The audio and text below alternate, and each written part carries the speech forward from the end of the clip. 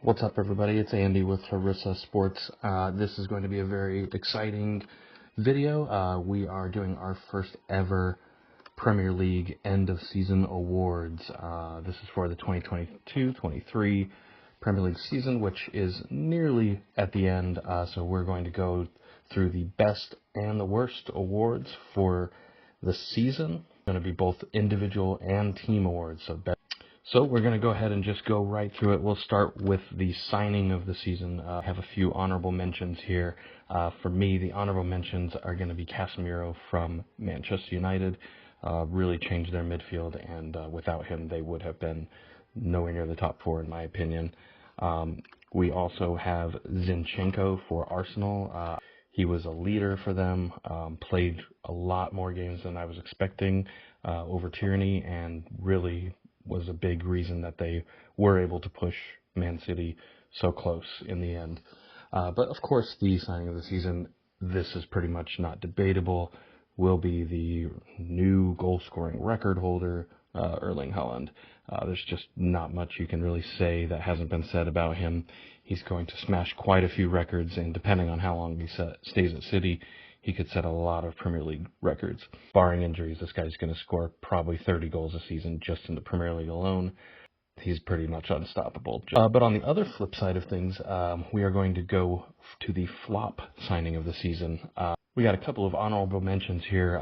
First, I'll have to start with Calvin Phillips from Man City. For the amount of money they paid for him, I knew he wasn't going to play a lot, but he's literally only made one start in the Premier League, and no other team would really have a player that they could buy for that much money and get away with playing for just one game, or starting for one game. But when you're Man City and you have that many talented players and that many expensive players, you can kind of get away with it. There's a few Chelsea signings you could go with, but personally I'm going to have to go with Sterling. The amount of money they paid for him, he was supposed to be the guy to come in and help with the goals, because that team struggled to score goals. They don't really have a true striker other than Aubameyang. But Sterling, for me, is the worst of the Chelsea signings. Cucurella is pretty close, but yeah, I would have to say Sterling will be the second closest flop of the season. But the number one, far and away, biggest flop of the season, and I have to admit I enjoy seeing this guy flop, and that's Richarlison. Richarlison, to me, is one of the most easily dislikable players in the Premier League. He ripped off his shirt for like 3 different goals that were all called offside. Scored 1 Premier League goal, I believe, all season for Spurs. This is before the last game of the season, but still, huge flop for the amount of money that they paid for him. So next we're going to go down to what I consider the surprise player of the season. So this isn't necessarily the best player of the season, but the player, in my opinion, who was unexpectedly very good this season. And a couple of honorable mentions I'm going to say will be Newcastle's Joelinton. Kind of out of nowhere, was just a surprise great player after he moved his role a little bit. Eddie Howe used him in a lot different of a way than when he came into the team. And actually, my other honorable mention for surprise player of the season is from Newcastle as well, and that would be Miguel Almiron. Almiron, for the first half of the season, was in the discussion for probably being one of the best players in the league. He did drop off in the second half of the season. I think he had an injury, but still, absolutely great season from him, and it was a big surprise. But my number one surprise player of the season is the striker from Brentford, Ivan Toney. Not surprised that he did lead them in goals or anything like that, but the fact of the matter is he scored some amazing goals. He played pretty well every single game. I know to be top 5 in the Premier League in goals scored on a team like Brentford and pushing, for a spot in the England squad now, to me, that's just a great player. Next up, we're going to go to a team award. To me, this was the surprise team of the season. So my honorable mentions, I'm going to say my surprise teams would be Arsenal. I don't think anyone went into this season thinking Arsenal was going to challenge for the title, and they did. And we all know that they did, kind of bottle it, but they were still, with 7-8 games left in the season right there with Man City, which nobody expected. People, it was a big surprise. Other surprise team for me is Fulham. Fulham had a great season, and if not for Mitrovic's suspension, they could still be 6th, 7th place right now. But still, you can't look at that team and not applaud the effort that Marco Silva put in and the players put in. They gave every team they played a run for their money. Even in games they lost, they kept it very close, and they play a really good brand of football. But in the opposite direction, surprise team, this is still an honorable mention, but I'm going to say Chelsea. Surprisingly bad. The amount of money they spent, the decisions that they've made since this new owner's come in have been just one very odd decision after the other. To cap it off, having Frank Lampard come back, just terrible. But my overall surprise team of the season, my winning surprise team of the season, is Brighton. I knew they would be good. I figured they'd finish 10th, 11th, somewhere around there. But up until the last couple of weeks, they were legitimately pushing for Champions League, and to get into Europe most likely.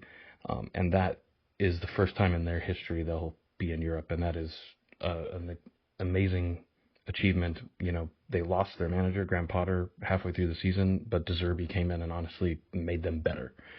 So that is incredibly impressive.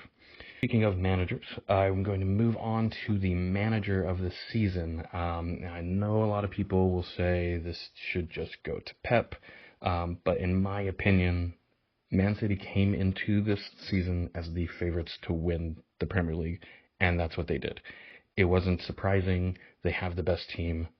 They bought a striker that's better than any striker in the league to add to that team as defending champions. To me, they were supposed to win the league. So, yes, Pep is great. We all know that. But I don't think he's the manager of the season because it's what was expected. My honorable mentions will include Pep. But my other honorable mentions are Eddie Howe, the job that he's done at Newcastle. When he took them over, they were in 19th place. This was last season. I know they have spent money, but I don't think anyone thought they would go from, 19th place in the league last season through about 15 games to now 3rd in the Premier League. And they're going to be in the Champions League next season. And they're going to be in pot 4, so they're going to be playing against the Barcelonas, the Real Madrids, the Bayern Munichs for sure. That's going to be happening at St. James's Park next year. So that is a phenomenal achievement, and Eddie Howe and the Newcastle players deserve tons of credit.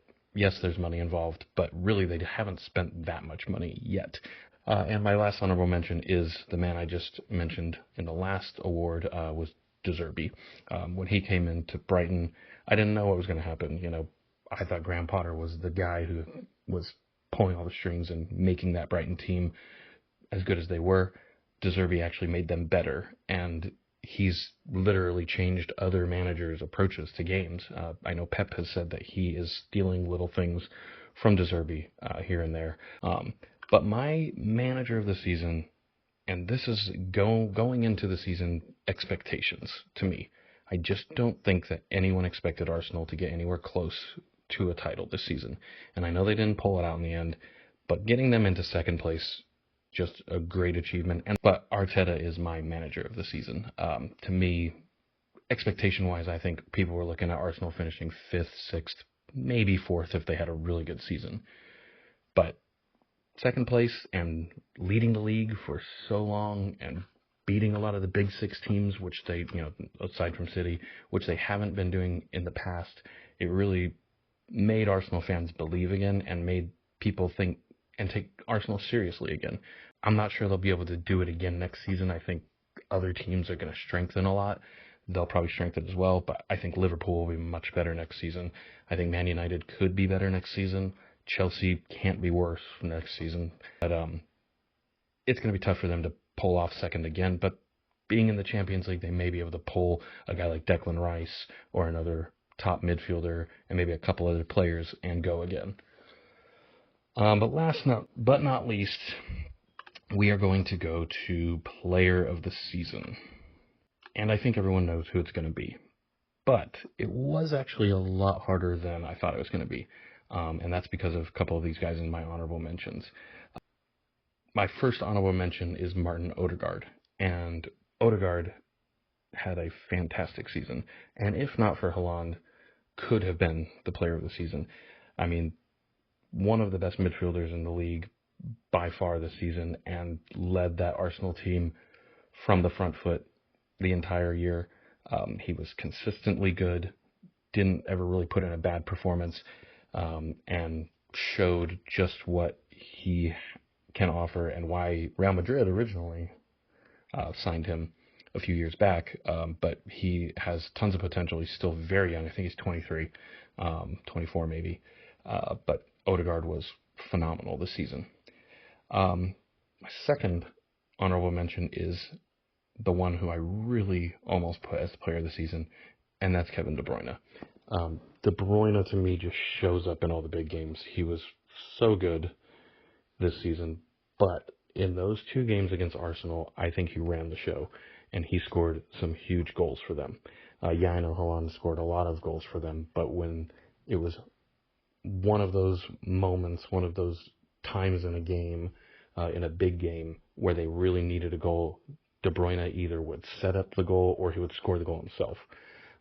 He was extremely close to me to getting player of the season, but you can't not give a guy who just shattered the Premier League goal scoring record the player of the season. So by default, and very deservedly, Erling Haaland is my Premier League 2023 player of the season. And that is it. Let me know what you guys think in the comments. Would you have different players in each of these categories? Again, I'll run right through them. Signing of the season, Haaland. Flop of the season, Richarlison. Surprise player of the season, Ivan Toney. Surprise team of the season, I had Brighton. Manager of the season, Arteta. And the player of the year, of course, Haaland. This is just my opinion and my personal picks for these spots. But let me know, get down in the comments and let me know who your awards would have gone to. All right, guys, I appreciate it. Thanks for watching. Like and subscribe, of course. If you made it this far, I appreciate it. And I will see you next time.